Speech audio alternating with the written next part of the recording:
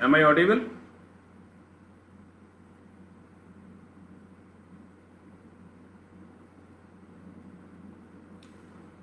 नमस्कार दोस्तों, मेरी आवाज आ रही है आप तक? Anybody, just you can thumbs up. Can you hear me?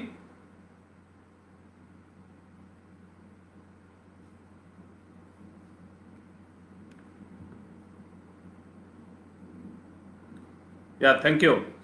नमस्कार दोस्तों, मेरा नाम सतीश तिवारी है और मैं आज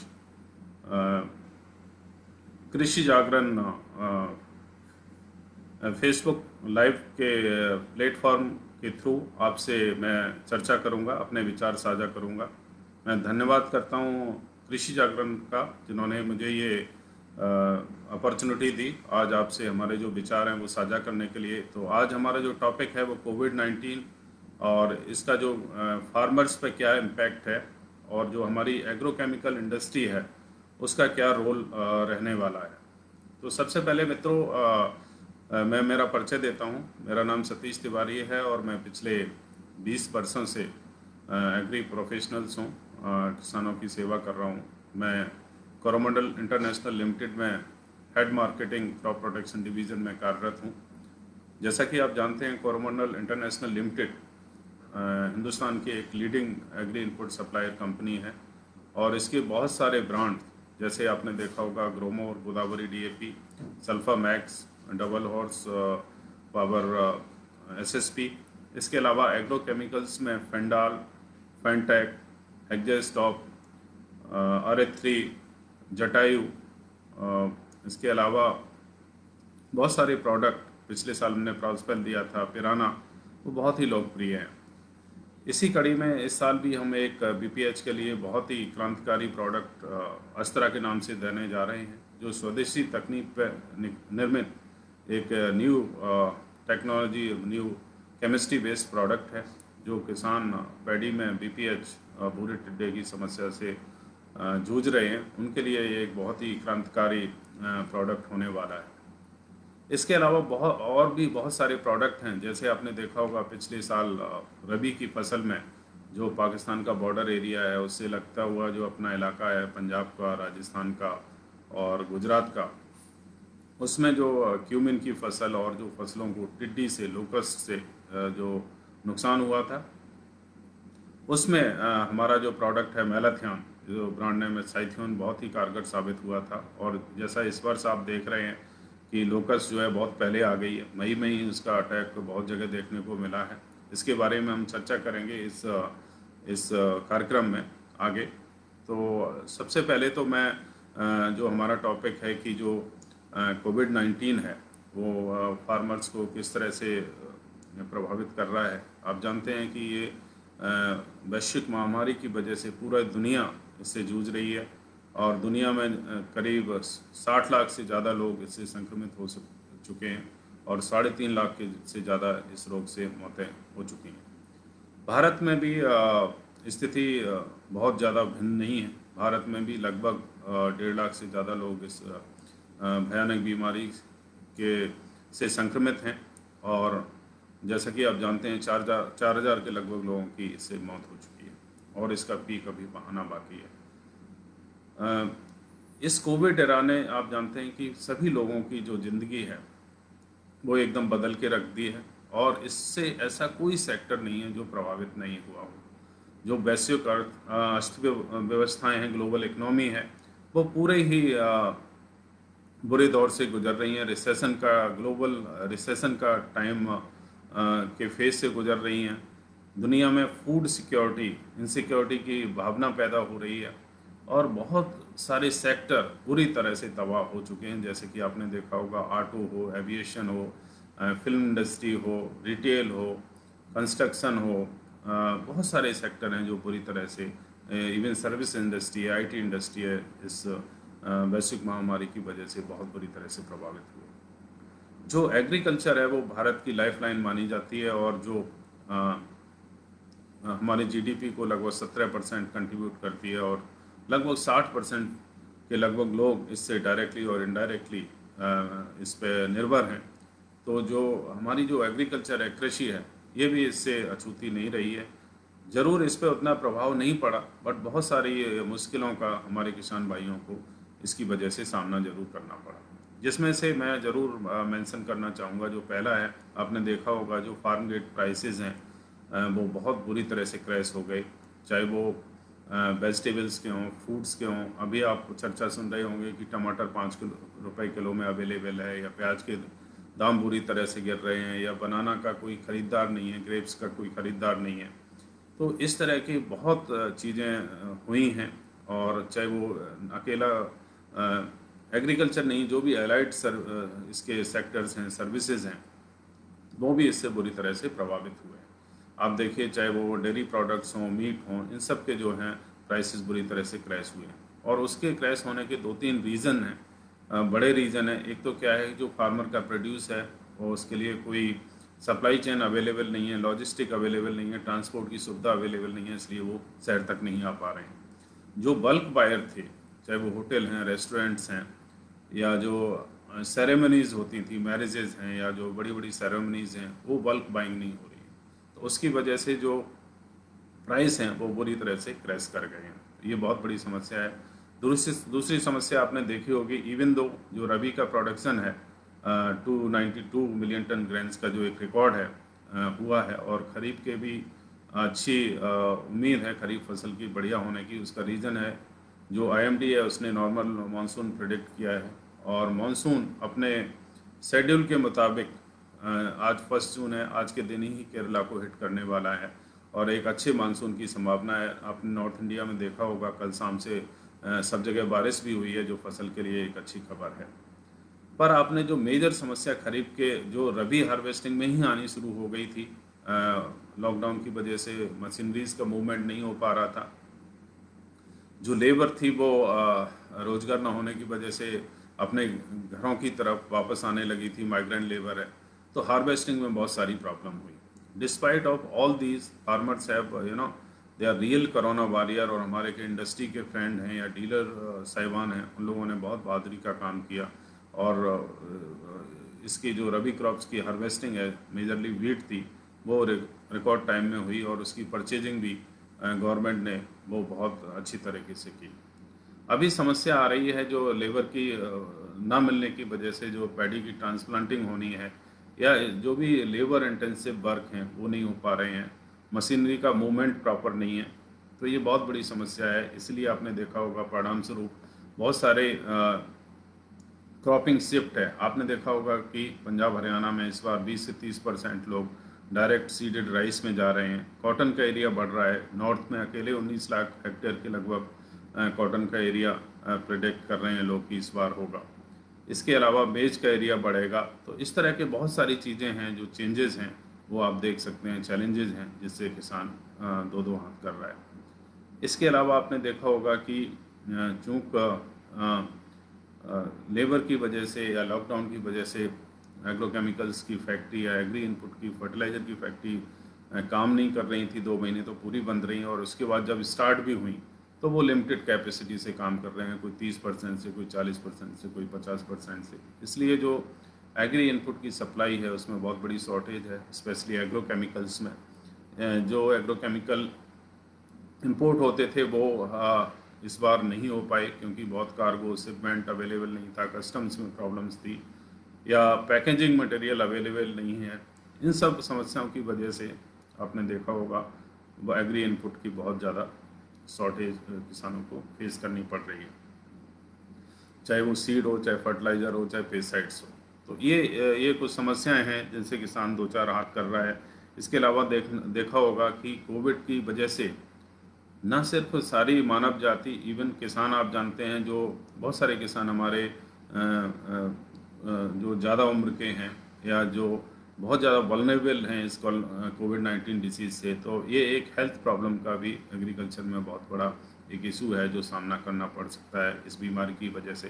क्योंकि जो एग्रीकल्चर ऑपरेशंस हैं वो ग्रुप्स में होते हैं, और जिस तरह से ये फिजिकल डिस्टेंसिंग और इसकी ज़रूरत है, तो ज़रूर इन सब चीज़ों की वजह से, जैसे आपने देखा होगा क्रॉप्स का मंडी में लाना, या ये सारी चीज़ें जो हैं इसमें व्यवधान पड़ा है और इससे प्रभावित हुई हैं।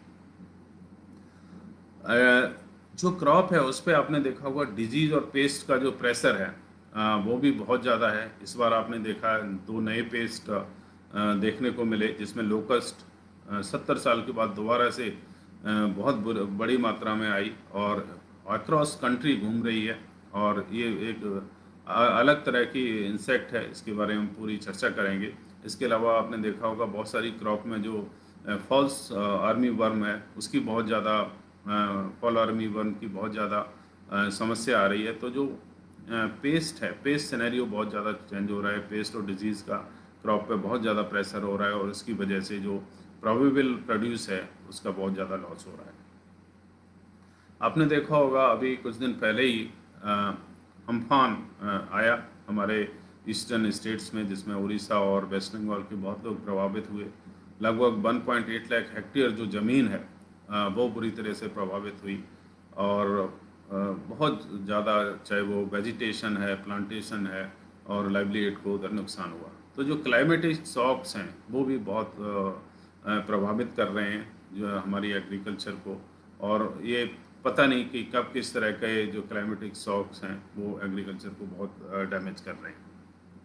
आपने देखा होगा कि जो मार्केटिंग प्रोड्यूस हैं उसके किसान को सही प्राइस नहीं मिल रहे हैं। उसकी सबसे बड़ी चीज़ है कि जहां वो प्रोड्यूस कर रहे हैं वहां से मंडियों में नहीं आ पा रहे हैं, या कैश क्रंच की वजह से मंडी में परचेज नहीं कर पा रहे हैं। जो एक्सपोर्ट होता था फूड्स का, वेजिटेबल्स का, मीट का, डेयरी आइटम्स का, वो नहीं हो पा रहा है क्योंकि कार्गो नहीं चल रहे हैं।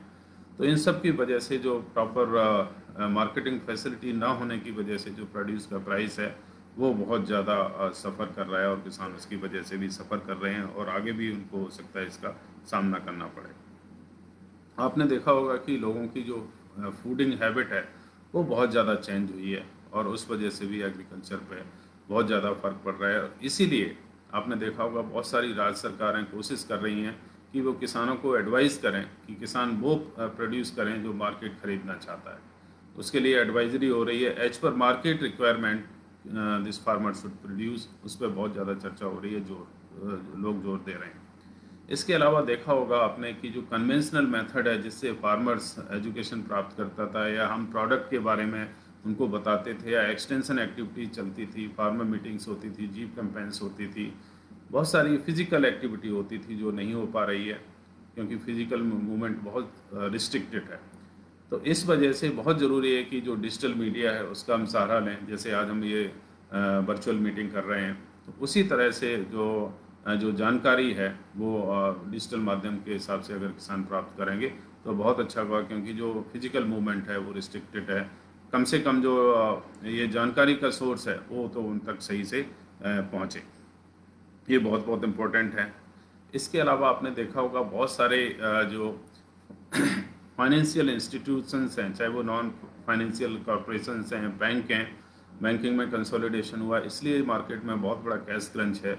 और उस वजह से जो परचेजिंग है या जो इन्वेस्टमेंट है एग्रीकल्चर में वो उतना नहीं है। कैश क्रंच एक बहुत बड़ी समस्या है, जिस वजह से इवन जो एग्रोकेमिकल या फर्टिलाइज़र में केवल उन्हीं पार्टीज़ को ये मटेरियल मिलेगा जिनके पास कैश होगा। Even though government is trying on their level, they are funding lot of money in different sector, either it is horticulture or maybe NABARD, so they are trying to help, and farmers को चाहिए कि government की जो ये इस तरह की योजनाएं हैं उनका ज़रूर ये फ़ायदा उठाएं। इसके अलावा आपने देखा होगा कि बहुत सारे जो नए नए जो चैलेंजेस हैं उनसे कॉम्बैट करने के लिए किसानों को चाहिए कि वो अपने आप को प्रिपेयर्ड रखें, और जो जिस तरह से ये क्रॉप शिफ्ट है उसी तरह से केमिकल शिफ्ट भी है। ऐसे केमिकल यूज़ करें जिनका लंबे समय तक उपयोग है और जो लंबे समय तक प्रोटेक्शन देते हैं, उस तरह के केमिकल जो अवेलेबल हैं नए न्यू जनरेशन केमिकल हैं उससे करें। अभी आपने रिसेंटली देखा होगा कि गवर्नमेंट ने 27 प्रोडक्ट्स सडनली बैन कर दिए। इसका भी किसानों के ऊपर और इंडियन एग्रीकल्चर के ऊपर बहुत ही बैड इम्पैक्ट पड़ने वाला है, क्योंकि ये जो मॉलिक्यूल्स थे जिसमें कि 12 इंसेक्टिसाइड हैं, 8 फंगीसाइड हैं और 7 वीडीसाइड्स हैं, जो बहुत ही इफ़ेक्टिव और कॉस्ट इफेक्टिव प्रोडक्ट थे जो फार्मर यूज़ करता था, और they were going to help farmers to double their income. Even अगर इंडियन इंडस्ट्री की बात करेंगे तो ये लगभग सारे 27 प्रोडक्ट मिला के 10,000 करोड़ के मॉलिक्यूल्स थे, जिसमें 50% मीन्स 5,000 करोड़ का एक्सपोर्ट था और 4 से 5,000 करोड़ का जो है डोमेस्टिक सेल्स थी। और इसमें जो इंडियन मैन्युफैक्चरर थे वो ही ज़्यादा इसको प्रोड्यूस करते थे और एक्सपोर्ट करते थे। तो इसकी वजह से भी फार्मर्स को बहुत बुरा एक झटका लगने वाला है। उसके लिए उनको प्रिपेयर करना है। Hopefully government will think on that and definitely they will come up with some solutions so that our farmers should not suffer. These are the things where I think this COVID, anyway it's impacting everybody. The life is become stand still and we are all in lockdown. Global economies are in crisis and there is a tremendous pressure on our industry and agriculture. क्योंकि ऐसी situation में जहाँ आपने देखा होगा बहुत सारे African country, बहुत सारे कंट्री ऐसे हैं जहाँ पे फूड सिक्योरिटी की एक दिक्कत आने वाली है, जहाँ लोगों को खाना अवेलेबल नहीं है, चाहे तो उनको एग्रीकल्चर में प्रोड्यूस नहीं कर पा रहे हैं, उनको इनपुट नहीं मिल रहा है, या जो वो इम्पोर्ट करते थे वो फूड उनको अवेलेबल नहीं। In that situation our role become very important and जो एग्रीकल्चर है वो सेक्टर जो जिसको रिसेशन फ्री सेक्टर बोलते हैं उसका रोल बहुत इंपॉर्टेंट हो जाता है। और जो हमारे रियल कोरोना वॉरियर हैं, चाहे वो फार्मर हों, हमारे इंडस्ट्री फ्रेंड्स हों या डीलर्स हों या हमारे जैसे प्रोफेशनल हैं, उनका बहुत ही रिस्पॉन्सिबिलिटी बन जाती है कि वो और मेहनत से काम करें, जिम्मेदारी से काम करें और जो लिमिटेड रिसोर्स हैं हमारे पास, ज़मीन या जो इरीगेशन फैसिलिटी है उससे ज़्यादा प्रोड्यूस करें ताकि जो ग्रोइंग पॉपुलेशन है उसको टाइमली फीड कर सकें। ये बहुत बड़ी रिस्पॉन्सिबिलिटी है। जहाँ तक बात करेंगे कि इंडस्ट्री जो हमारी एग्रो केमिकल इंडस्ट्री है उसका क्या रोल है और इस सिचुएशन में जो बहुत ही एक तरह की अनप्रेसिडेंटेड सिचुएशन है और ऐसा कभी भी नहीं हुआ। आप देख रहे हैं कि जिस तरह से agro chemical industry agro chemical से बहुत इम्पोर्टेंट है क्योंकि there are lot of type of insect, fungus and weeds, they are making huge loss to the crop or may be produce जिसको बोलते हैं करीब more than 1,50,000 करोड़ के लगभग के जो प्रोबेबल फूड है उसको ये जो पेस्ट और डिजीज जो है नुकसान पहुंचाते हैं। एग्रो केमिकल इंडस्ट्री ये जो क्रॉप प्रोटेक्शन केमिकल हैं वो बहुत इंपॉर्टेंट है। अभी आपने देखा होगा कोरोना में भी जो सैनिटेशन में काम आ रहे हैं या जो जिस तरह से सैनिटाइज करने में काम आ रहे हैं वो बहुत सारे हमारे केमिकल्स हैं। इसके अलावा जो टिड्डी की बात करेंगे, जहाँ तक लोकस्ट है, ये एक बहुत भयानक विपदा जो है कोरोना के बाद हमारे क्रॉप्स के लिए आई है। जिसके जो नेटिव कंट्रीज़ हैं, चाहे वो अफ्रीका से स्टार्ट हो, वहाँ से आते हुए ईरान और पाकिस्तान होते इंडिया में इंटर कर रही है। चूँकि नेटिव कंट्रीज़ इसके अगेंस्ट बहुत ज़्यादा एक्शन नहीं ले रहे हैं, इसलिए भारत को इसका खामियाजा उठाना पड़ रहा है। और चूंकि ये झुंड्स में आते हैं, बहुत सारे किलोमीटर्स के इनके झुंड्स होते हैं और ये जो एक तरह से बड़ा ग्रास हॉपर है, आप सोच सकते हैं, जो डिजर्ट लोकस्ट है और इसको कम्युनिटी स्प्रे से ही कंट्रोल किया जा सकता है एज पर FAO गाइडलाइंस। इसमें मेलाथियान और क्लोरोपायरीफॉस रिकमेंडेड है। हमारे कोरोमंडल के पास दोनों ही प्रोडक्ट हैं। हमारी जो साइथोन ब्रांड है हम लोग प्रोड्यूस करते हैं। तो इसका जो है या तो गन स्प्रे से, ULV अल्ट्रा लो वॉल्यूम जो स्प्रे है उससे इसको कंट्रोल किया जा सकता है, या इंडियन गवर्नमेंट ने भी इसके लिए स्पेशलाइज्ड ड्रोन्स UK से परचेज़ किए हैं। कुछ की डिलीवरी आ गई है, कुछ की आनी बाकी है। तो उम्मीद है कि आने वाले टाइम में किसान इससे अलर्ट रहेंगे और इसको कंट्रोल करने में मदद करेंगे। ये बहुत ज़रूरी है क्योंकि ये एक दिन में 100 से 150 किलोमीटर ट्रैवल करती है विंड के डायरेक्शन में, और जहाँ पे ये शाम को हॉल्ट करती है वहाँ पे ये अपने वेट से ज़्यादा का भोजन खा जाती है और बहुत ज़्यादा नुकसान पहुँचाती है। तो बहुत ज़रूरी है इसको फार्मर एंटिसिपेट करके प्रोफाइलेटिक स्प्रे करे, और अदरवाइज़ गांव में अगर इंटर होती है तो इसको थोड़ा शोर करके, ड्रम बजा के और आग दिखा के इसको वहाँ हाल्ट ना करने दे, या कम्युनिटी गांव के सभी लोग मिलके जो गन स्प्रे है उससे स्प्रे करें और इससे कंट्रोल करें। ये बहुत ज़रूरी है। जहाँ तक हमारी इंडस्ट्री का सवाल है, आपको पता है कि एग्रोकेमिकल इंडस्ट्री भी इस कोविड-19 में बहुत ज़्यादा इफेक्टेड रही। प्लांट्स बंद रहे मैक्सिमम, या अब जो चालू हुए हैं वो 50% कैपेसिटी से काम कर रहे हैं क्योंकि लेबर की वहाँ प्रॉब्लम है, फिजिकल डिस्टेंस मेंटेन रखनी पड़ती है और उतना ऑटोमेशन अभी इंडिया में नहीं है, तो इसलिए लेबर इंटेंसिव हैं और बहुत सारे जो प्लांट्स रेड जोन में हैं वो काम नहीं कर पा रहे हैं। तो इसके लिए प्रोडक्शन जितना चाहिए वो नहीं हो पा रहा है। आप जानते हैं कि बहुत सारा रॉ मटेरियल और टेक्निकल और एआई और इसकी सॉल्वेंट हैं जो बाहर से रॉ मटेरियल आता था वो इंपोर्ट नहीं हो पा रहा है, तो उसकी वजह से there is a gap in demand and supply. तो ये आने वाले महीनों में इसका इम्पैक्ट नज़र आएगा। तो बहुत ज़रूरी है कि हम सोच समझ जुडिशियस यूज़ करें केमिकल्स का, और कंपनियां जो प्रोडक्ट अवेलेबल हैं, जो लॉन्ग ड्यूरेशन जिसको प्रोडक्शन देते हैं, उनका इस्तेमाल करें। तो ज़रूरी बहुत सारे केमिकल के दाम बढ़ने वाले हैं जून से, और इसकी सप्लाई भी शॉर्ट रहने वाली है। आपने देखा होगा कि ये जो बहुत सारे जो टेक्निकल्स हैं या जो हमारी खुद की R&D है, जो इंडिया में जो कंपनी जो टेक्निकल मैन्युफैक्चरर बड़ी कंपनियां, उनको बहुत स्कोप है, क्योंकि जो दुनिया की बड़ी मैन्युफैक्चरिंग कंपनी है, MNCs हैं जिनका चाइना बेस था, या वो आज अपना बेस शिफ्ट करके इंडिया की तरफ देख रही हैं, और इंडिया आने वाले टाइम में बहुत बड़ा एग्रोकेमिकल का हब हो सकता है। तो इसको एक अपॉर्चुनिटी की तरह से हम देख सकते हैं, और सपोर्टेड बाय गवर्नमेंट अगर इसको एक अच्छा इंफ्रास्ट्रक्चर प्रोवाइड करते हैं, उनकी जो पॉलिसी अगर इसको सपोर्ट करती हैं, तो ज़रूरी इंडिया जो है एग्रोकेमिकल के प्रोडक्शन में बहुत बड़ा एक रोल प्ले कर सकता है। Not only in India, it can feed, it can export to so many countries. Those are facing trouble under this COVID era or maybe post-COVID era. So India is going to play a major role, not only agrochemical industry, even in other industries also. It can be a global hub of manufacturing in times to come.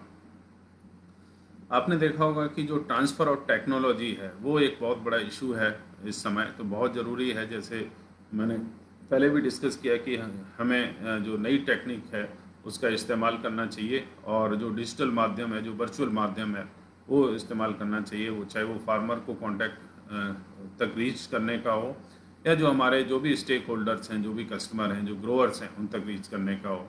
और उसी तरह से farmers को अगर किसी भी product के बारे में या किसी क्रॉप के बारे में अगर जानकारी चाहिए, तो बहुत ज़रूरी है कि वो लोग भी इसको जो है, इस माध्यम को, जो टेक्नोलॉजिकल माध्यम है, उसका पूरा इस्तेमाल करें। जैसा कि आप जानते हैं कि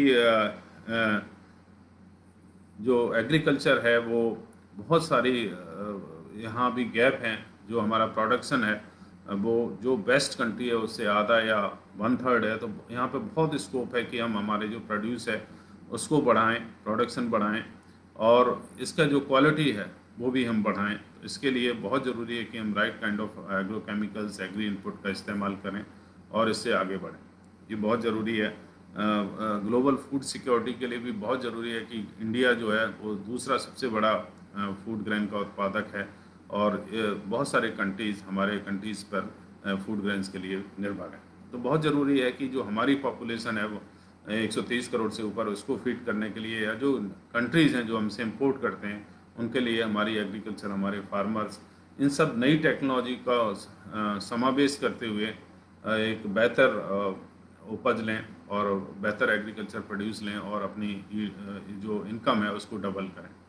अकेला एग्रीकल्चर में नहीं, जो एलाइड सर्विसेज हैं, चाहे वो एनिमल हस्बेंड्री है या जो हॉर्टिकल्चर है, उसमें भी इक्वली, फिशरीज़ है, उसमें भी इक्वली जो है अपॉर्चुनिटी है, और इसको सबको मिला के जो है एक इस एग्रीकल्चर को हम एक बहुत ही कॉमर्शियली वायबल जो है इंटरप्राइज बना सकते हैं। तो मैं उम्मीद करता हूं कि आपको ये जो है ये मेरे जो सुझाव हैं वो आपको काम आएंगे। अगर आपका कोई प्रश्न है तो आप मुझसे पूछ सकते हैं। मेरी आपसे सबसे यही रिक्वेस्ट है कि आप जो है इस कोविड-19 में, अभी हम अनलॉक फेज 1 में आ गए हैं, तो फिर भी हमारी, क्योंकि अभी इसका पीक आया नहीं है, और मे बी जुलाई में आए या जब भी आए, हमें हमारी सेफ्टी रखनी है। हमने जो 6 फीट की दूरी है वो फिज़िकल डिस्टेंस उसको मेंटेन करना है, फेस मास्क का यूज़ करना है, सैनिटाइज़र का यूज़ करना है, और जो गवर्नमेंट ने, मिनिस्ट्री ऑफ होम अफेयर्स या जो SOP दिए हैं उसका फॉलो करना है। और आप इस कोरोना से हमने लड़ना भी है और आगे भी बढ़ना है।